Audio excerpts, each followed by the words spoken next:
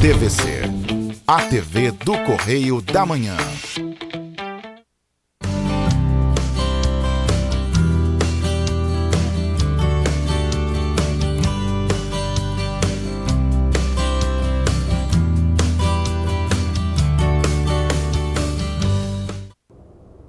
Vou abrir alas que eu quero passar.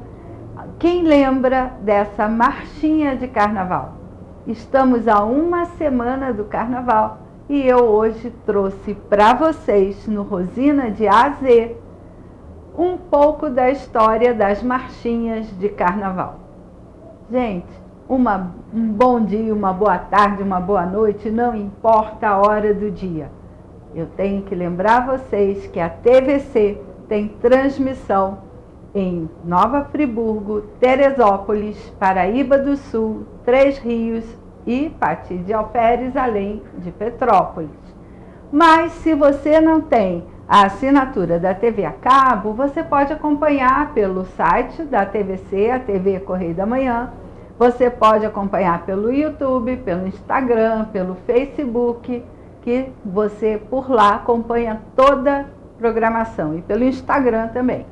O Rosina de A a Z passa sempre aos domingos, 5h30 da manhã, e você tem a reprise às 10h30 da manhã, na sexta-feira, com certeza.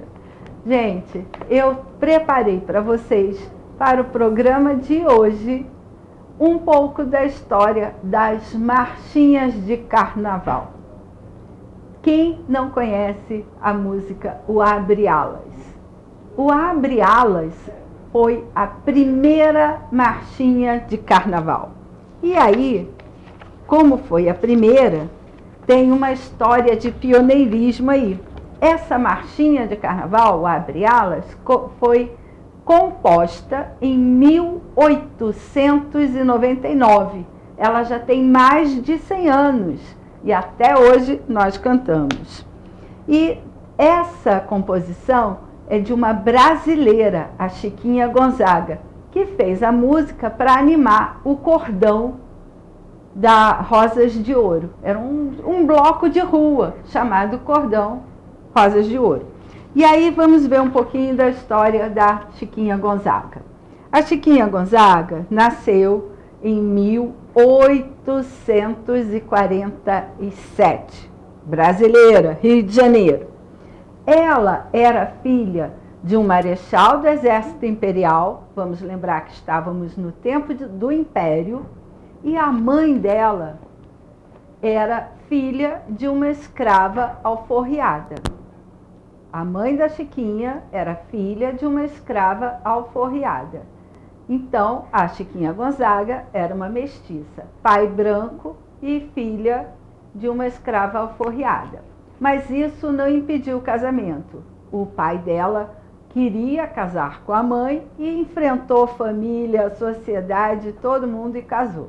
Eles tiveram muitos filhos, mas aqui o que importa não é a vida deles, mas a da Chiquinha, que nasceu em 17, acho que foi de fevereiro, eu aqui esqueci de botar o ano, mas de 1847. E aí eu trouxe uma foto dela, não tão jovem, mas já adulta, uma foto da Chiquinha Gonzaga. Eu acho que por aí ela tinha uns 47 anos. Mas vamos saber um pouquinho da biografia dela. Por que ela se tornou uma pianista? Olha, o pai e a mãe queriam oferecer aos filhos uma vida semelhante à daqueles que frequentavam a corte. Então, para as filhas mulheres ofereceram estudo, que nem toda mulher tinha, então ela estudou, aprendeu a ler, escrever, e em especial o canto e o piano. Todas as mulheres bem educadas da corte, nessa época do Império, sabiam recitar poesias, tinham conhecimentos gerais de história, geografia, além de falar bem o português, e de música, formação musical, tanto para o canto quanto para a poesia, para a partitura, a música, né? E o piano em especial, que era o instrumento das classes mais abastadas, do que a gente chamaria de elite. A questão é que a Chiquinha Gonzaga, como era conhecida, ela teve uma história de vida muito pioneira. Ela foi pioneira em várias áreas. Aqui, antes de falar do pioneirismo dela, eu vou mostrar uma foto dela idosa, que ela morreu praticamente com 90 anos. Ela viveu muito, que também já era diferente para a época. Está ela aí ao lado do seu piano, que foi o sustento da vida dela por todos os anos. Agora vamos ver em que ela foi pioneira. Ela foi a primeira mulher chorona. O que é isso? Compositora de choro. O famoso chorinho, que é uma música genuinamente brasileira. O Brasil, ele produziu ritmos musicais muito valorizados no mundo. Também foi a primeira mulher, a reger uma orquestra, porque ser músico era para homens, não para mulheres. Eu estou falando do tempo do Império. A mulher era educada para ser mãe e esposa. Ela foi também autora da primeira marchinha de carnaval, que é o Abre Alas, que eu já contei. Aí eu trouxe uma foto da orquestra. Gente, no tempo do Império, Pedro II trouxe a fotografia para nós, viu? Então, existe a foto. Ela também foi a pioneira e recebeu até prêmio por isso, por valorizar os ritmos populares, das classes populares, porque a elite ouvia música da Europa, os clássicos europeus. E ela ia buscar no meio do povo aquilo que estava tocando, a música produzida pelo povo brasileiro, e principalmente os escravos, a música produzida pelos escravos africanos. E essa mistura de sons, ela trouxe para dentro da elite musical. Ela foi pioneira nisso. Então ela buscou um ritmo brasileiro, que antes era o choro. Ela buscou criar a marchinha, ela conseguiu, ela tocava o machixe, o lundu, e ia misturando com toda a cultura musical que ela tinha até criar o ritmo da marchinha. Mas vamos lá, também foi pioneira nas composições, como eu acabei de falar, que valorizavam os ritmos populares. Ela foi pioneira na defesa dos direitos autorais dos músicos, dos artistas de teatro e de circo. Não existia essa questão de direitos autorais. Ela foi pioneira na luta e na defesa dos direitos autorais. Gente, isso aqui é uma mulher pioneira. Também ela foi a primeira, como eu já falei, a adaptar o som popular para o piano. Porque o piano era para tocar Bach, Beethoven, Mozart e por aí afora. Mas aí eu trouxe a partitura do primeiro choro que ela compôs, que é a partitura do choro atraente, só para vocês verem, porque existem os registros, nada do que eu estou falando é uma invenção cultural, mas existem os registros. Eu não sei ler partitura, eu não tenho formação musical, tá? E aí vamos ao pioneirismo na vida particular da senhora Chiquinha Gonzaga. Aos 23 anos, Chiquinha se separou do marido. Ela casou acho que com 16, 14 ou 15 por aí, com 16 nasceu seu primeiro filho. Ela teve acho que 3 filhos desse casamento, não me recordo agora, me desculpe se eu der a informação um pouquinho truncada. E ela, aos 23 anos, decidiu separar. Por quê?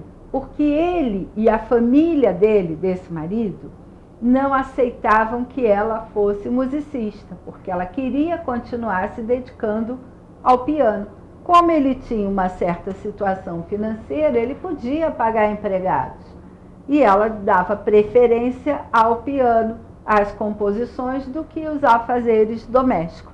E isso era um choque para aquela sociedade da época. Ela era uma mulher, tinha que exercer o papel de mulher, de dona de casa. E ela estava querendo era se dedicar à música, aos estudos musicais dela. E aí ela se separou do marido. Mas ele insistiu muito, tal, a família dela foi contra a separação, aquele absurdo, aquela crise social. Ela voltou para o marido. Ficou mais um ano, engravidou de novo, teve mais um filho, por isso 3 filhos com ele. Aí separou definitivamente. Definitivamente. Nessa que ela se separou, ela tinha que conseguir se manter, porque o pai, como era um absurdo uma mulher se separar do marido, renegou, disse que ela estava morta, deserdou da herança e ela tinha que ter condições de sobrevivência. Começou a tocar piano na noite. Chegou a conhecer um engenheiro com quem ela viveu uma relação duradoura de certa forma, como casado, e depois não deu certo, separou, teve um filho com ele, ou uma filha, a única filha mulher que ela teve, acho que se não me engano o nome é Alice, separou dele e ficou sozinha, sem marido, respondeu um processo judicial por adultério, sem direito à herança do pai, então ela precisava sobreviver num mundo onde só havia lugar para homens. Os homens podiam fazer, a mulher tinha que ficar dentro de casa, cuidando dos filhos, do marido e da casa. E ela então, trabalhando na noite, compondo, tocando piano no bar, no restaurante, no teatro, em peças teatrais, na época ainda não eram compostas por ela, vendia as próprias composições na rua, os folhetos com as partituras, até que ela fez uma polca que virou um sucesso.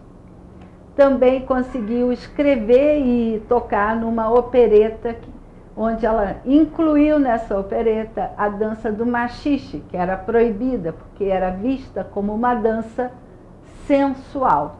E ganhou aplausos de pé na primeira, logo na estreia dessa opereta, toda a composição dela.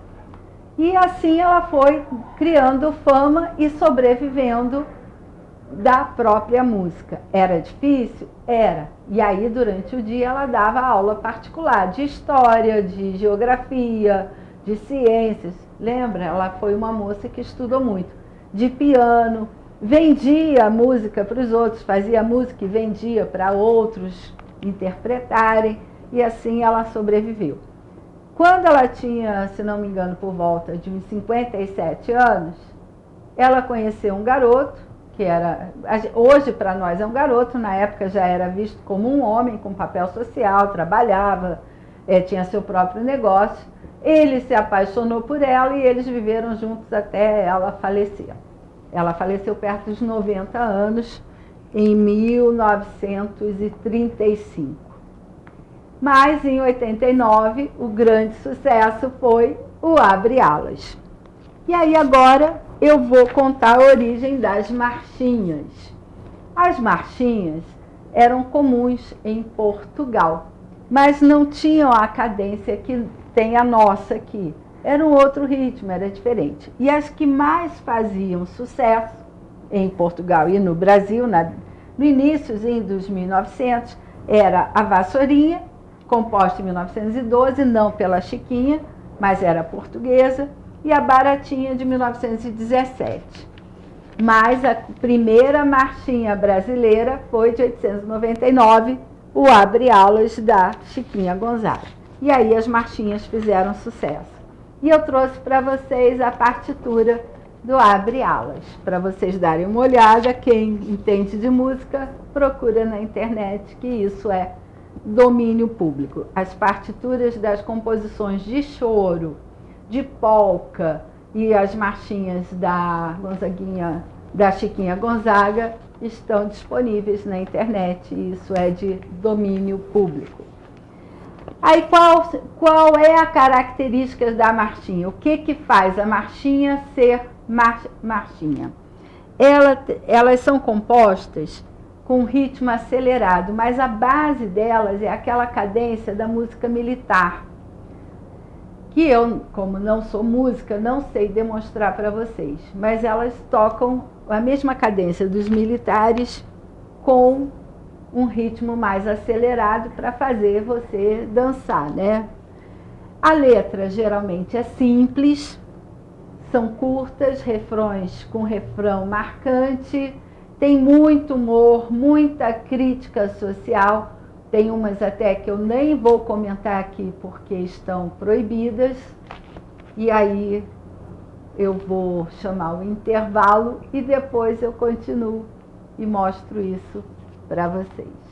Fica aí que nós vamos aprender um pouco mais sobre as marchinhas de carnaval.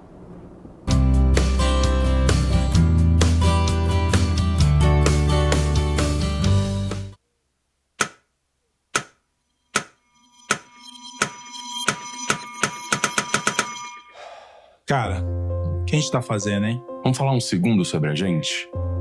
Sim, sobre violência contra a mulher, mas mais sobre a gente. Pensa nas mulheres que você conhece, nas mulheres próximas de você. Colegas de trabalho, vizinhas, amigas, as mulheres da tua família.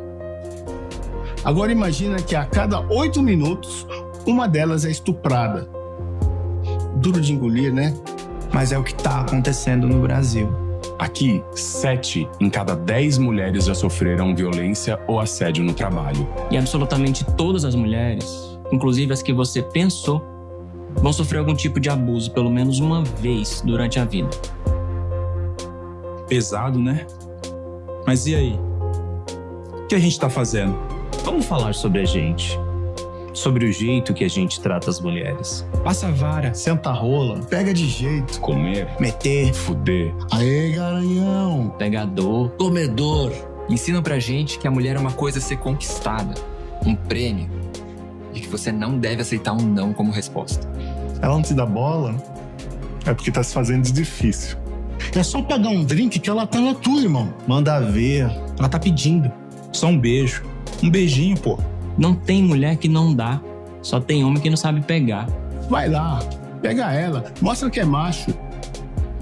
É assustador quando a gente ouve isso fora de contexto, né? Agora imagina o quanto é assustador para elas. Quantas vezes você já ouviu alguém falar assim? Seja na escola, seja no trabalho, seja na balada, até na sua própria casa. Tá errado. Então, vamos falar sobre a gente? Porque a gente pode mudar essa realidade. Não tem que ser desse jeito. A violência contra a mulher não é um problema da mulher. É um problema nosso. É problema meu. E problema meu. É um problema meu. Meu, Meu. Meu. meu, Meu. Meu. meu, Meu. Meu. meu. É um problema meu. A responsabilidade é nossa.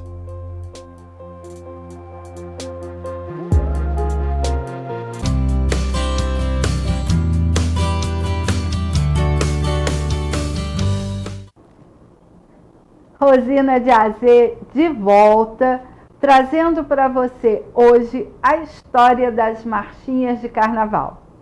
Eu já comentei que a primeira marchinha de carnaval, feita especificamente para um bloco carnavalesco, que era o cordão Rosas de Ouro, foi composta pela nossa brasileiríssima Chiquinha Gonzaga. Foi a primeira marchinha que surgiu especificamente para o carnaval brasileiro. E agora eu vou mostrar para vocês, eu vou comentar para vocês as características da marchinha. Ela tem semelhança na batida do Tirol, eu não sei chamar, eu não sei nome de instrumento, deveria ter estudado um pouco mais. Ela tem a marcha semelhante à da marcha das músicas militares, a marcha militar. Só que num ritmo acelerado e com outra cadência, outro compasso. Mas, com base nisso, as músicas são compostas. A primeira foi "Oh, abri alas que eu quero passar", e por aí afora. Então, elas têm a letra simples, com um refrão que vai sendo repetido infinitamente, para você poder memorizar e cantar junto, além de ter um excelente bom humor. Por que bom humor? Para ser engraçado, para ser leve, para ter graça, as pessoas rirem, memorizarem. Aí tem o Alalaô, tem a música da Jardineira e por aí afora. Facilidade de memorização e de composição, e traz também junto a crítica política ou a social. Hoje em dia, muitas marchinhas do início do século, porque foi depois da primeira, quando chegou mais ou menos 1920, foi um boom de marchinhas sendo compostas. Surgiram vários compositores para marchinha, e foi da década de 30 a 40 e 50, também no rádio tocava toda hora. E aí as marchinhas mais famosas, que animaram o carnaval, viraram febre, foram parar em Hollywood com Carmen Miranda, cantando "Tá aí, eu fiz tudo para você gostar de mim", e outras tantas marchinhas que ficaram famosas e foram parar no cinema americano. Então, continuando, a marchinha brasileira, essas marchinhas de carnaval são características do Carnaval do Rio de Janeiro. Depois, muito tempo depois, é que elas se espalharam pelo Brasil. Começou no Rio de Janeiro. Aí eu trouxe para vocês algumas famosas, algumas marchinhas famosas. Pois Não É, do Eduardo Souto. Eu trouxe Ai Amor, que eu não ouvi para lembrar o ritmo. O Pé de Anjo, ou Pó de Anjo. Alalaô, que todo mundo conhece, que foi de Haroldo Lobo. A Jardineira, ô jardineira, por que estás tão triste? Mas o que foi que lhe aconteceu? E por aí afora. Você observe que o ritmo ou é um pouquinho mais acelerado ou um pouquinho mais lento, mas a marcação é a mesma. As Pastorinhas, que também é outra famosa. As águas vão rolar, garrafa cheia, eu não quero ver sobrar, não é assim? E me dá um dinheiro aí, ei, você aí, me dá um dinheiro aí, e por aí afora. E tem muitas que infelizmente eu não posso lembrar aqui, para não ter nenhum problema, porque vão dizer que é de discriminação, preconceito, mas que no carnaval, ainda que não sejam cantadas, as bandas tocam. Tocam porque é um ritmo que faz todo mundo pular, dançar e brincar o carnaval. E o apogeu das marchinhas ficou por conta da década de 30, na era do rádio, e foi ali até o final dos anos 50, início dos anos 60, quando a maioria desses blocos se transformou em agremiação, que hoje nós chamamos de escola de samba. E aí surgiu o samba enredo, para contar a história que aquela escola de samba iria narrar ao desfilar pela avenida. Gente, isso também é uma história fantástica, porque os primeiros samba enredos são contados, cantados até hoje no carnaval. Muito mais do que os samba enredos modernos. Então, eu prometo para o próximo programa trazer alguns clássicos de 1960, 1970, eu acho que até 80. Eram assim de primeiríssima qualidade poética. Letras com pesquisas profundas da composição. É uma promessa que eu faço. Aí, como eu disse, as marchinhas ganharam o mundo com Carmen Miranda, que foi o apogeu, a Emilinha Borba, o Almirante, o Mário Rios, a Dalva de Oliveira cantou marchinha, Silvio Caldas, o Jorge Veiga e o Blackout. Também os principais compositores, depois da Chiquinha Gonzaga, eram o João de Barros, o Braguinha, o Alberto Ribeiro, o Noel Rosa compôs marchinha de carnaval, Ari Barroso e Lamartine Babo. E Lamartine Babo era um mestre nas marchinhas. Tem inúmeras marchinhas. E como ele era torcedor do time do América, do Rio de Janeiro, ele resolveu, não sei por que cargas d'água, tem muita história a esse respeito, várias versões, fazer uma marchinha para o Fluminense, outro time carioca. Essa marchinha, no início, era para implicar, mas os torcedores do Fluminense gostaram. E não era comum que os clubes tivessem hinos. E adotaram essa marchinha do Lamartine Babo como hino. Quando chegou o campeonato carioca de 1949, um apresentador de um programa de TV, de rádio, não era nem de TV, de rádio, desafiou o Lamartine Babo a compor um hino, uma marchinha para cada um dos 11 times cariocas. Gente, o Flamengo já tinha um hino, que eu não conheço, eu sou flamenguista. Por quê? A marchinha feita pelo Lamartine, e ele se trancou em casa, compôs e fez uma marchinha para cada time carioca. E eu vou falar o nome aí, vai aparecer aí como curiosidade para você. Então ele fez a primeira do Fluminense, depois o do Flamengo. Uma vez Flamengo, sempre Flamengo. É ritmo de marchinha. Aí fez para o Botafogo, para o Vasco, para o Bangu, para o América, para o Olaria, Madureira, Bom Sucesso, Canto do Rio, que era um time que tinha na época, e São Cristóvão. Eram os 11 times que participavam do campeonato carioca naquele momento.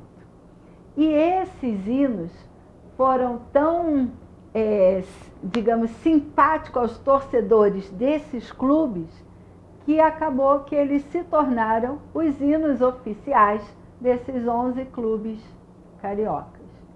Para você ter uma ideia da fama e do quanto as marchinhas são importantes.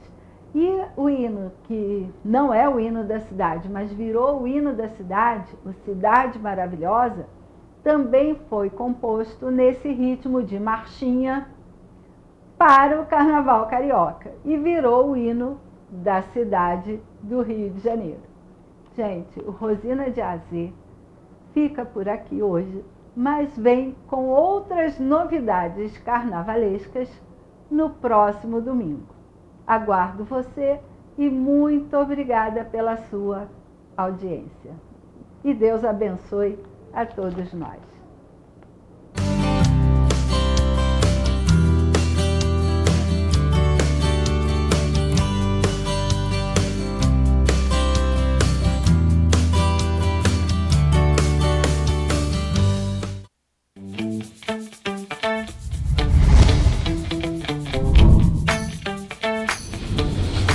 TVC, a TV do Correio da Manhã.